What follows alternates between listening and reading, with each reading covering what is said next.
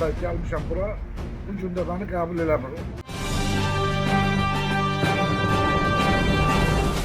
Tərtər rayon sakini Zamanov Şakir Kanal 21-ə müraciət edərək 2021-ci ildən bəri ciddi haqsızlıqlarla üzləşdiyini bildirir. Onun sözlərinə görə Məhərrəmov Hikmət və Məhərrəmov Namiq tərəfindən ona məxsus 1600 manat pul və 135 baş mal qara mənimsənilib.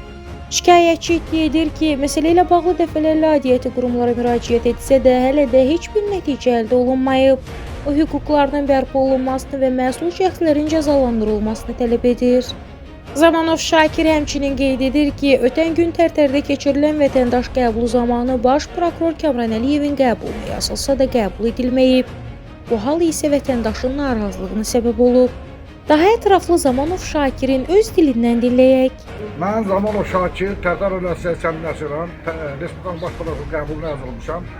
Bakı şəhərində çağırıb deyiblər ki, qəbuldasa bu gəlmişəm, məni qəbul eləmir. 2021-ci ildən mənim 130 baş qoyunum, 2 atım 1600 manat pulum Xocalı rayon prokurorluğu baxırdı. Çobanlar tərəfindən zəbt olunur. Sonra verilib Goranboy rayon prokurorluğuna. Bu günə qədər baxılmıyor. Mən də ona gəlmişəm bura. Bu gün də bəni qəbul eləmir. Ondan sonra mən Tərtər konserv zavodunun direktörü olmuşam. Axırıncı 10.000 çek var adıma. Səhmdəcə səd olunur. Zavod satılıb günə qədər mən nə səhvimdən, nə zavodda mən heç nə verilmir. Xahiş elə baxdım, Respublika prokurorluğu hara baxır, nə işlə məşğuldur, nəyə görə qəbula gəlib, cəmaatı yalandan niyə alladır? Xahiş elə baxdım, bir ölçü götürsün.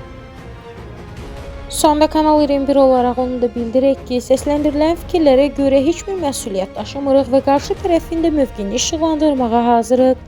Kanal olaraq ictimailəşdirmək bizim işimizdir. Tədbir görmək ümid isə aidiyyəti qurumlara və Allaha